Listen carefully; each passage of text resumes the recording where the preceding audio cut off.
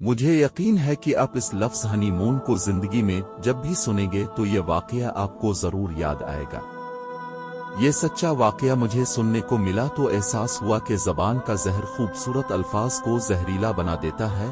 واقعہ ایک ماں کا ہے جس نے اپنی کم تعلیم کے باوجود اپنے بیٹے کو پڑھایا، اور انہی والدین کی محنت کے بعد آج وہ بیٹا پاکستان میں بہت اچھے عہدے پر فائز ہے۔ موصوف کو یونیورسٹی میں ہی ایک لڑکی اتنی پسند آئی کہ والدین کے منع کرنے کے باوجود اس نے والدین کو شادی کے لیے راضی کر ہی لیا۔ ظاہر سی بات ہے یہ حق تو مذہب بھی دیتا ہے، لیکن قرآن پاک میں کافی مقامات پر اللہ نے اپنے حق کے بعد والدین کا حق ادا کرنے کا حکم دیا ہے۔ شاید یہ حکم اس کی نظروں سے اوجھل ہو گیا ہو۔ شادی کے بعد موصوف اتنے مصروف ہوئے کہ والدین سے ملنے میں وقفے بڑھتے گئے۔ دوسری طرف ماں کا دل تھا جس دل میں بیٹا ہی بستا تھا۔ ایک دن بیٹھے بیٹھے اچانک شوہر سے فرمائش کرنے لگی کہ بیٹے کی یاد ستا رہی ہے، اس کے پاس لاہور لے چلو۔ میاں نے عقلمندی کا مظاہرہ کیا اور بیوی کو بہت سمجھایا، مگر ماں تھی جیت گئی۔ ٹائم کی پرواہ کیے بغیر سرپرائز کے چکر میں وہ کوچ پکڑی جس نے صبح سویرے لاہور پہنچا دیا۔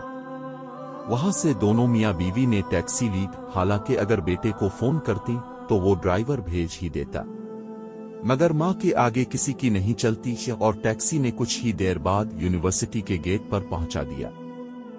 گارڈ کو اپنا تعارف کروایا۔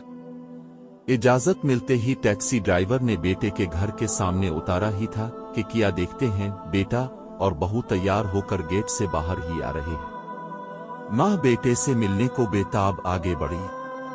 قریب آنے پر ماں کے کانوں میں بہو کی آواز آئی، اپنا ہنی مون منانے آ گئے ہیں۔ مگر بیٹے نے آگے بڑھ کر ماں باپ دونوں کو وہیں لان میں موجود لوہے کی کرسیوں پر نہ صرف بٹھایا بلکہ گھر میں ملازموں کے باوجود حاتم تائی کی سخاوت کا مظاہرہ کرتے ہوئے دونوں کو ناشتے اور واپسی کی ٹکٹس کے پیسے بھی اس معذرت کے ساتھ دیے کہ میں ایک سیمینار اٹینڈ کرنے جا رہا ہوں، آپ لوگ اڈے سے ناشتہ کر کے واپس بہاولپور چلے جائیں۔ ماں باپ پیسے لینے سے معذرت کرتے ہوئے واپس آ گئے۔ اس واقعے کے کچھ عرصے بعد ہی ماں کا انتقال ہارٹ اٹیک کی وجہ سے ہو گیا، مر تو وہ اس دن ہی گئی تھی شاید۔ یہ مائیں بھی عجیب ہوتی ہیں، چھوٹی چھوٹی سی باتیں دل پہ لے لیتی ہیں۔